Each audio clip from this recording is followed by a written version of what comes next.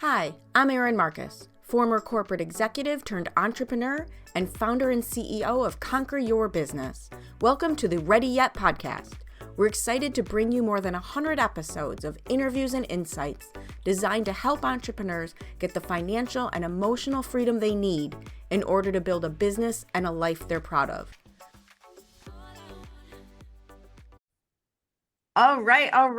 Welcome to this episode of the Ready Yet podcast, where my guest today and I'm as soon as you corrected me, now I get it wrong. Leah Remillet. You got it. Yes. Remillet. I freeze when I don't know because I feel so bad. It's like, say people's names correctly. Leah Remillet. It's nice, and I won't roll off my tongue. And it's got a ring to it. Evidently, I have no melody capabilities whatsoever. Fun secret about that. It's actually my middle name. So it's not my surname. When I first started my business, my first entrepreneurial adventure was actually in the world of photography, not anything that I do today. And we went on a road trip. We were visiting friends and we had everybody vote. Should I do it as Leah Remillet or should I do it as Leah Stimmel, which is my actual last name? And it was unanimous. Go Absolutely. Remillet because it sounded so much more artistic. It's beautiful. Thank you. Right? It's a little tricky on a URL. Let's just be honest. But that's why people can go to balancingbusy.com instead. But it is beautiful. It does have a great ring. Good job, Mom, right? Good job, Mom. That's right. Very pretty name. So I agree. They voted correctly. Little did we know that URLs would come into play, right? It'd be as important as they are now. But I'm excited to have this conversation with you. We started in the quote unquote green room.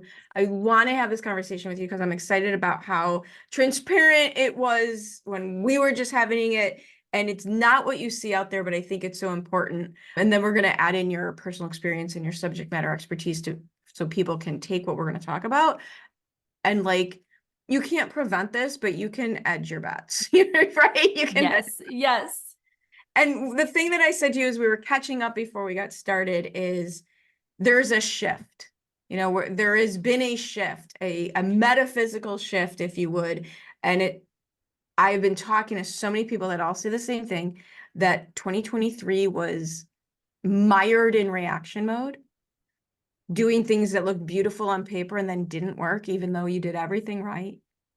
And that there's now this feeling of being back in creation mode. And, one of the things we said was people don't share enough of this story that you could do everything right and it doesn't work. On paper, it was gorgeous. The plan was gorgeous. And I know that your whole business is about creating processes that create space and opportunity to have a better business, better life. What happens when you have all your processes in place and the outcomes just aren't there?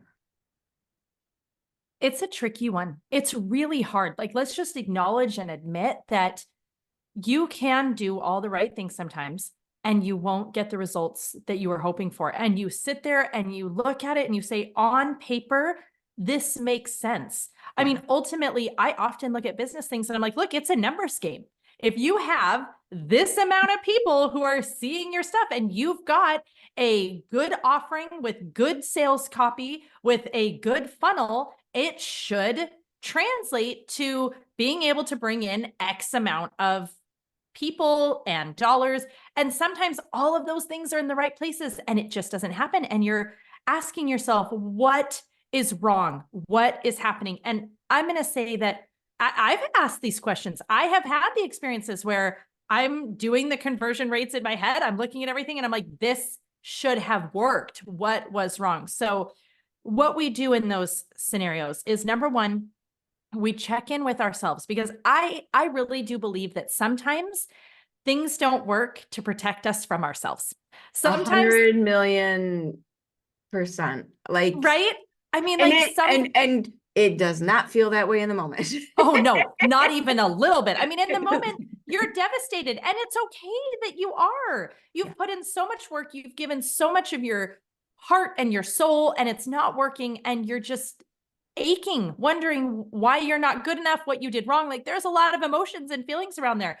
We cannot detach ourselves when we're entrepreneurs. It's just not possible. Like, you are going to have emotion in this process because you are giving so much of yourself. So sometimes it really is that you're being protected, whatever you believe, universe, for me, higher being, absolutely. There are times when I feel God protected me from me because he saw what was coming.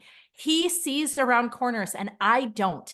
And he knew, Leah, this isn't going to be a good time. You're going to need some more space. In fact, at the beginning of 2023, I was experiencing some of that where I'm like, why is this not working that well? And I was doing something that's very different for me. So I really love all things automated. I love systems. I love to remove me as much as possible. Now, I'm still, of course, going to be there for my clients and give them that personalized, but I'm also looking for, how do I save me more time? Well, at the beginning of Leveraging 2020, all your resources. yes. At the beginning of 2023, I was trying something different and I was like, okay, I'm going to give a lot of me, much more than normal, but that's going to be okay because it's just going to be for the first quarter, just a little bit past the first quarter. So I was okay with this. I put it all out there and I'm just shocked that it does not perform the way it should. I mean, I know my sales funnels, I know my sales copy, Right, I know right, because conversion what rates. we're talking about here is not, I'm new to this. This is, you vetted your offer, you have an Yes. audience. This is your ball has been rolling. Yes, I've been in business for 15 years. I have run 6 and 7 figure launches. I know how to do this stuff. And I am sitting there going, what in the world? Right, Well, I'm doing all the work. Why is yes. February 3rd, we had a house fire. We had Oh a God. explosion in our home and it shifted everything to where we are displaced. We can't live in our house. We're trying to figure out where we're going to live. We've, trying to fix what we've lost and what we need right away. And we were out of our home for 10 months. We didn't get it back into our house until just a couple days before Thanksgiving. And I can now see, I am so grateful that that didn't work because I couldn't have managed everything that was happening in that time frame. Right. And so there are times when that's the case, when you are just being protected. And there are also times when something was off. That's just the honest truth. So, and I think, and that's where I really appreciate your approach, because I'm like, I agree with you. We might call it different things. The phrase I picked up from, I heard this from Kelly Roach, the redirection is for your protection. I love Right? that. Like, I love how she says that. It took me a long time to really see how that works. But sometimes it's not internal. Sometimes the market shifted. Sometimes the economy shifted. Sometimes there was a war that started. Like, there's so many variables. Yes. And that's sometimes you have no control over it. And that's that second part, right? Like, Kate, in one form, you may not have control because, as you said, something shifted in some place, something has shifted. And then there's other times where we need to go back and we need to look and we need to say, okay, what can I learn from this? What maybe wasn't quite right. I often find that sometimes when something doesn't work, it was out of alignment with my core values. Like, what I say matters to me most, what I say I want, what I say my goals are. And then I go jumping on some other bandwagon and I'm like, oh, let's give this a try. And it doesn't work. And it's like, oh, because that was not in alignment with my core goals and values.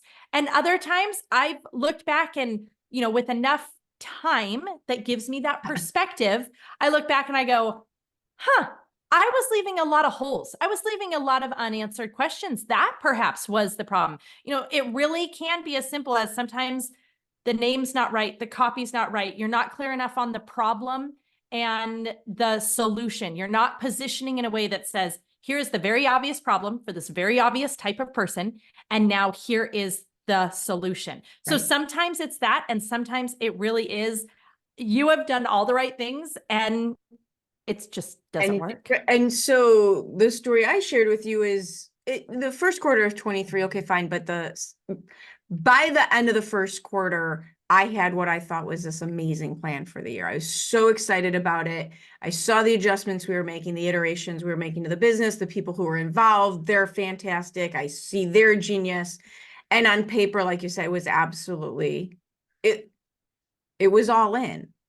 Didn't work, right? Did not work the way that I had anticipated it for a variety of different reasons. And I've, hindsight, did the whole debrief and autopsy and took what I knew I need to do a better job at. Okay, great. But it took me from November 1st to about February 1st. So it took me a good 3 months of, I don't know, I'm sure I went through a bit of a depression and confusion because it's not my norm to not know what I want to do. Is not normal for me. But I will tell you what I finally visualized and put together, as wonderful as last year's plan was, this feels so much bigger, more impactful, will have a further reach, not just for me, but in who I'm able to serve, how many people I'll be able to help. Like, it was going back to the redirection. Right. None of that, 3/4 of what I can see now would never have been able to be possible from the previous plan. Right. What if all of these things, what if none of it is happening to you? It's all happening for you.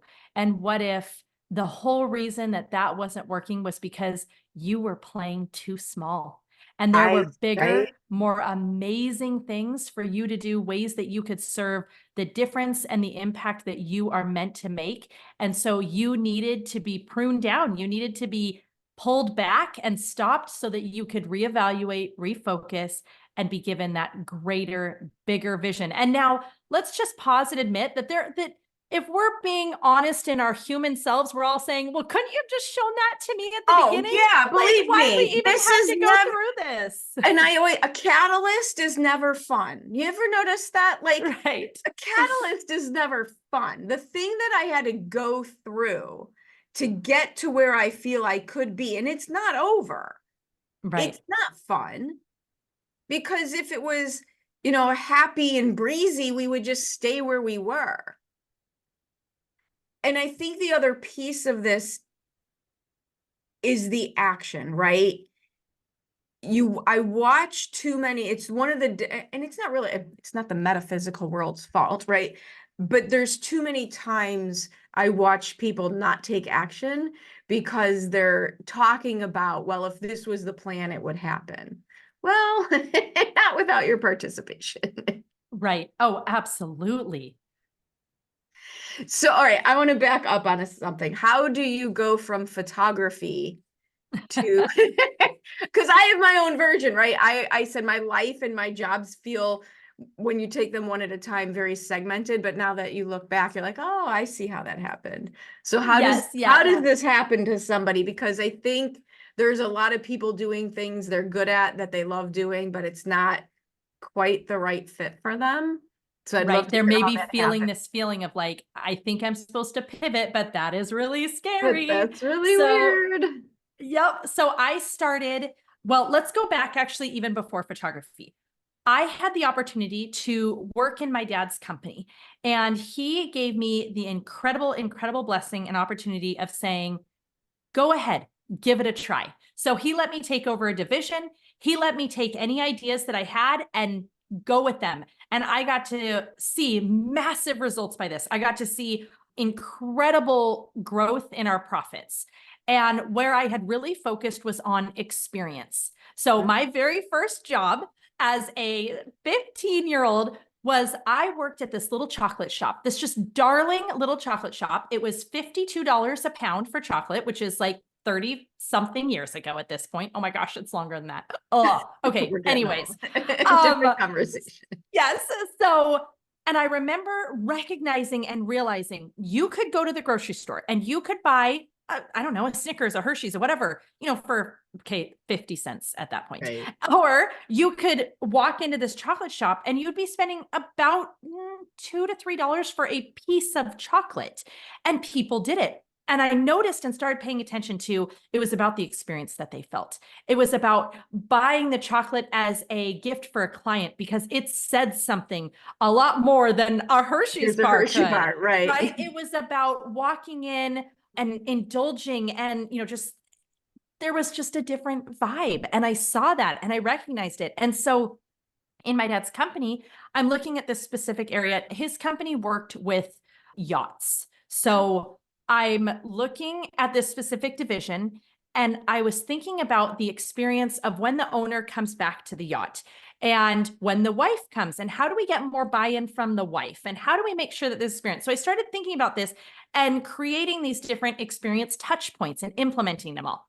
So I got to do that for a while. Then I got married, started having babies, and I thought, oh, I'm going to be a stay-at-home mom. That's what I'm going to do. Well, right after my third was born, I had this moment where I missed entrepreneurship. I missed business. I missed brainstorming out these Adulting. ideas Adulting. and trying them. With Yes. other adults. I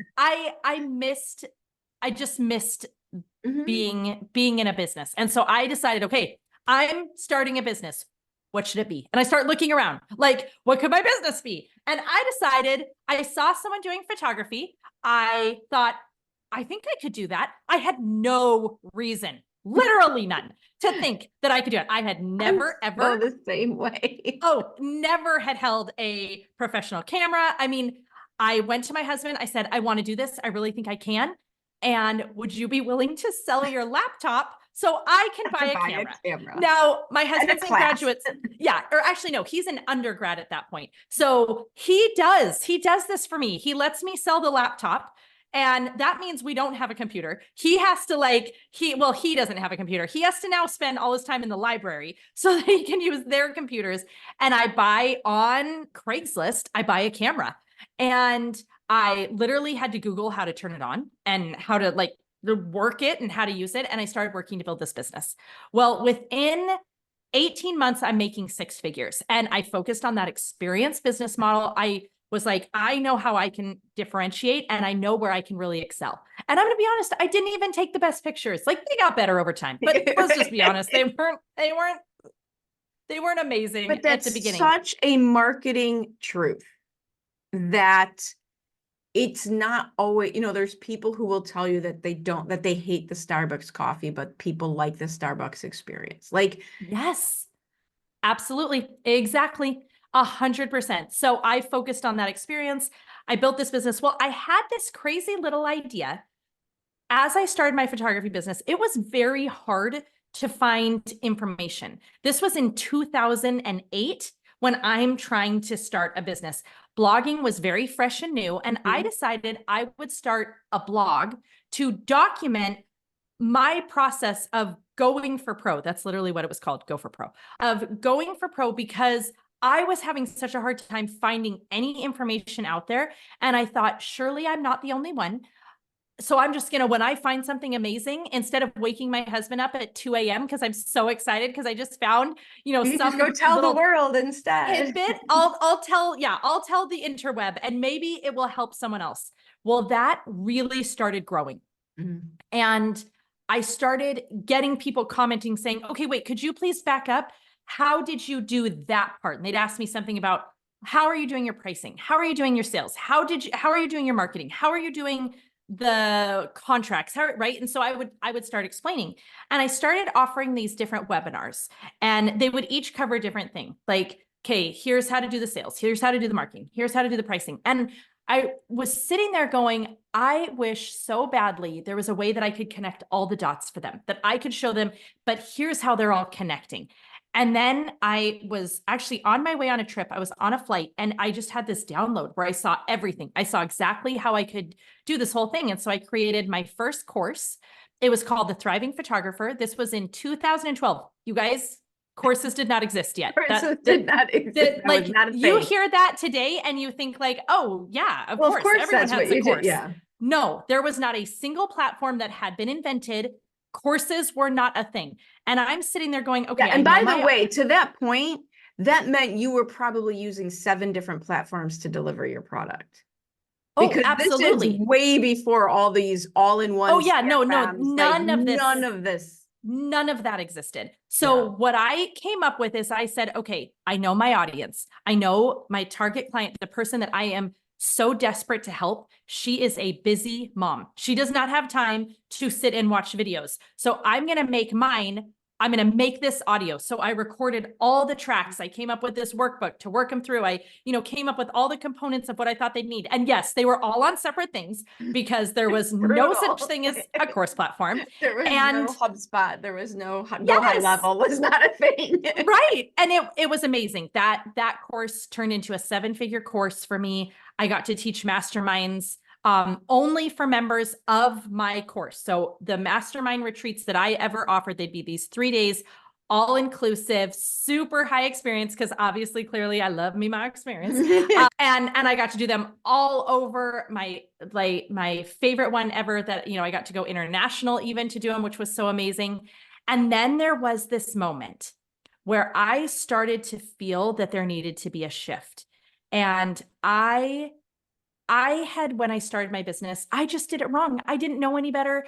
I was working all hours. I had no boundaries. I had some systems, but I used them just so I could work even more. Right. Right. Like That's a big, right? I think that's the first system people create, is a yes, system that let them work more instead of a system that lets you work less. exactly. I Exactly. see it all the time. So that's what I had done. And I got to the point where I had to stop sleeping in order to get all the work done. We've gone from my husband being an undergrad to graduate school, right? So it's been about 4 or 5 years. And I mean, everything looks incredible. I am making incredible income. I am our sole provider. I'm doing all of it. I get to, go host these amazing things. I'm asked to keynote and speak at these amazing conferences. Like, I mean, it just looks incredible. And I'm stay-at-home mom. I'm doing it all. But in order to do it all, I stopped sleeping. So I would put the kids to bed at, 7:30, 8, and I would work often till 5 a.m. That's And it was horrible. My head would literally on some nights, I guess mornings, hit the keyboard because I just basically like collapse. And then I drag myself to bed. The kids would wake up at 7 and I'd do it again. And I would do this for 3 to 4 nights in a row. Then I would take one night where I knew I had to get 5 to 6 hours of sleep. And then I would do it again. And I was doing this until I literally collapsed. I had taken the kids to the zoo one day. We were in the alligator exhibit. I can still smell it. I can horrifying. see it was terrifying. Everything just started closing in. My hearing was, leaving me. My vision was closing in. I could feel that I was about to collapse. I was trying to get us over somewhere where I would at least collapse maybe onto a bench or something like that. And I woke up. Soft. Yes. Yeah. And I woke up on a stretcher being put into an ambulance with my 3 little babies being left alone at the zoo as their mommy is being taken away in an ambulance. And that was my moment where everything had to change. I would not sacrifice my health, my home, or my happiness anymore. In fact, I was willing to walk away from my business if I couldn't fix it, which was terrifying because I love entrepreneurship. Like if there's a day and everyone's gone and people are like, what are you going to do today? I'm like, I'm going to work on my business. Well, so here's the thing though, because I think it's so interesting how people get to that point, because there's some people who get to that point out of desperation. There's some people who get to that, like you can get to the burnout, overwork, not always from, I don't want to say a negative place, but it's not it was absolutely a negative place. And I agree. It doesn't have to be that way. Feel like it. In the moment, it felt like you were successful. So you were being successful. I had those moments though. If I look back and I'm being totally honest, there were so many nudges. There were so many nudges that said, Leah, you cannot do it this way. This is not worth it. Like you are sacrificing too much. And I just kept pushing through because honestly, I thought I had to. I thought Yeah. Everything would collapse without me. I was going to say, there's always a fear. What's the fear underneath? Yes. I just wrote a post last week that a lot of people replied to about white space. Like I had design classes when I got my journalism degree, and they talk about using the white space so your thing will stand out. And when I was doing bodybuilding and powerlifting, the white space, the rest is when you get better. And yet in our businesses, we ignore white space. Not only do we ignore it, but we say we want to create it. But then the second we have a little bit, we fill it. Fill it, or we feel like we're doing something wrong. Yes. This could possibly be how it works. That is exactly. And so every time up until this point, every time I had created a little white space, I saw it as an opportunity to build, as an opportunity to scale, as an opportunity to do more. So I literally had to untrain this hustle harder mentality, this more mentality that constantly said, if you can, you should, and shift everything. And so that's what I did. I changed everything. I started obsessively studying, because that's kind of my personality, everything about time management, right? Time management, productivity systems. I mean, I literally studied McDonald's extensively because I'm like crazy. So this is random for you. I did a deal when I was in commercial real estate for an entity called the Center of Excellence, and they are the logistics arm of McDonald's. I love that.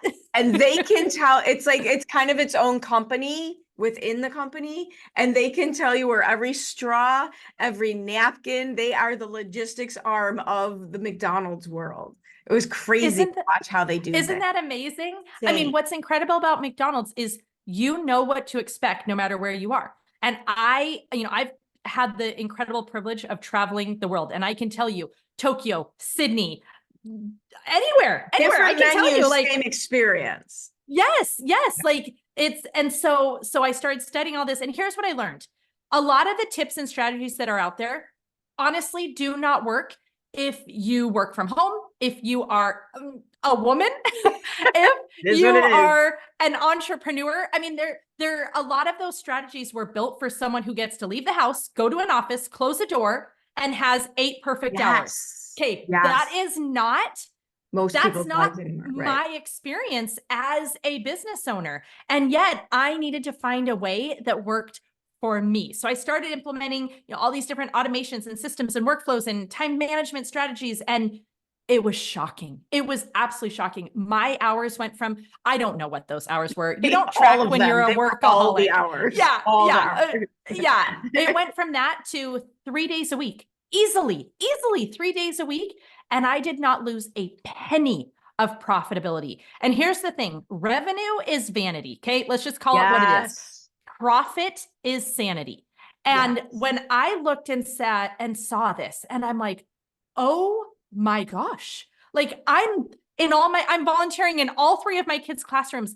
I have time to go out to lunch with friends. I have time to take a nap if I want to. And my business is still running fabulously. My clients are still incredibly thrilled. And so that shift, I started realizing I can't be the only one. If I can help any other mom, any other woman who is going through what I went through and is praying and pleading that work-life balance does actually exist. When we see all the time everyone saying it doesn't exist, I remember seeing that and just thinking, there's no hope, right? If I can help, then I had to do that. But this has been such a long answer to get to your original question. But I want to say that like pivoting was terrifying because I was known in the photography industry, right? Like I had a good thing going, like I had a 7-figure course. I filled my masterminds in days. I mean, I would put it out and less than 48 hours. Oh, it's sold out. It's gone. I'm being asked to speak at all these conferences. Like it was terrifying for me to say, I'm going to walk away from that entire industry. I'm going to go into an industry where I know no one. I have no. So what's the thing that allowed you to do it? Because I left corporate. I left. I had a very, very high paying, great extremely visible job. I was known in the industry. I was working for the big fish in the industry, amazing experiences. You know, so same but different. Like, what is the thing that allowed you to say, I'll yes, walk away. Yeah. but Yeah. It was, for me, it truly was alignment. It was the fact that I believe in happy families more than anything else. I genuinely, with every fiber of my being, believe that we can solve a lot of the world's problems by focusing on creating more happy families. It can start in rescuing communities, and then countries, and then just in so many places. So I believe that we as women are needed in two places in a vital way. The first place, and always will maintain as the number one place, is at home. It is. Okay. When we do a job that no one can do the way we do. And when we can be present and intentional and have enough of us left over at the end of the day to have something to give, because we're not so burnt out and exhausted and drained, that is important. I also believe that our voices are needed in the world, that the impact that we're meant to make, that the passions that we have, that thing that is on our hearts, that it's there for a reason. It's on purpose, and we're supposed to share it. So I saw those two things and how much they felt like they were in opposition, in conflict, just constantly like, I'm trying to be the best version of me here at home. And I know I'm meant to make an impact and make a difference. And how do we do these together? And so, well, 90% of what you see out there would tell you you can't. I mean, that you have to choose. That you have to choose, that if you, Yes. you know, you can have everything, just not at once. Or, you know, I don't know how old you are, but every movie from the working girl era and the baby boot, like, was all about the powerful working woman who gave it all up to be a mom. It never showed someone doing both of those things well and happily. Right, right. And that was ultimately when I realized that there was a way to have both. And it may look a little bit different. Let's be honest. I'm never going to be a billionaire, okay? Like, I'm never going to probably be able to scale. Maybe I will. I mean, hey, let's call it in. But but you know what I'm saying? Like, there is, that's not, I think, but that's not my goal. And right, I don't and the need human that. brain, no, and the human brain with this all or nothing. I'm either Gary Vee or I'm a failure. Really? There's Right. nothing in between? Right. Yeah. Right. And so honestly, the feeling of like, I can help, and if I can, I have to, because I genuinely don't think that anything else matters as much as this, gave me the courage. But it was really scary. And I mean, I can distinctly remember this moment of the house was empty. I was by myself, and, you know, I'm grappling with this because I could feel that I was supposed to shift, but I did not shift as fast as I should have. I mean, I took months of drawing it out because I was so scared. And I remember having this moment where I was like in the kitchen, and I just kind of started to cry, and I just sat down on the floor, and I literally just sobbed because I was so scared. But in the end, I just, you know, sometimes all you can do is you just take that first next step. That's all you can do. And I just committed to, I'm going to take the first next step, and we'll see what happens. And I couldn't be more grateful. I'm so grateful for what I get to do today. And I think that's a really good, take the first next step. I think people get paralyzed by thinking they have to figure it all out. Yeah. And you can't. Like, the analogy I always stick with is it's a spiral staircase. You just don't know, but you'll never get there if you don't do something. Yes, that's exactly.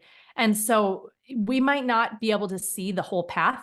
In fact, I think that's really normal. And we think there's something wrong with us because people make it feel like they're seeing the 15 phase, 100 step plan all at once. And it's like, actually sometimes that happens. I have had those experiences. They're rare though.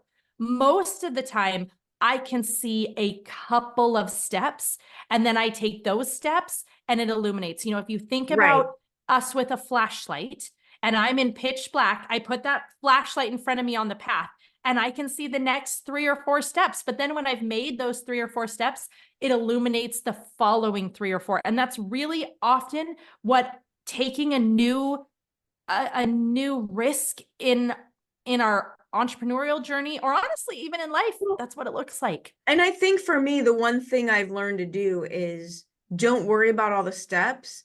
Just have that have a feeling and a vision of the ultimate outcome. Yeah. Otherwise you start wandering around in circles, right? So there's this huge gap that I don't worry about, or I try not to worry about, or I try to worry less about, depending on the day, right? Who are we kidding? Totally. Depending on the day. We do better, we do worse.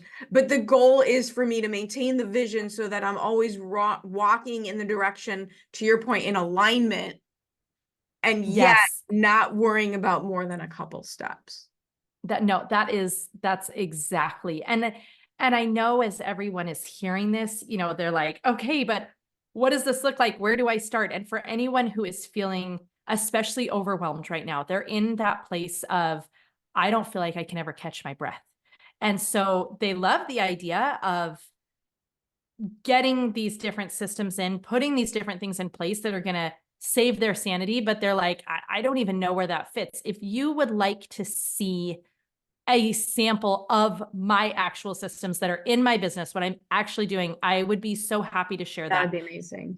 And you can just go to leahremillet.com, which she'll have it in the show notes for you. But if you happen to be able to it'll be a click. If you happen to be able to text yourself right now, LeahRemillet.com/gift.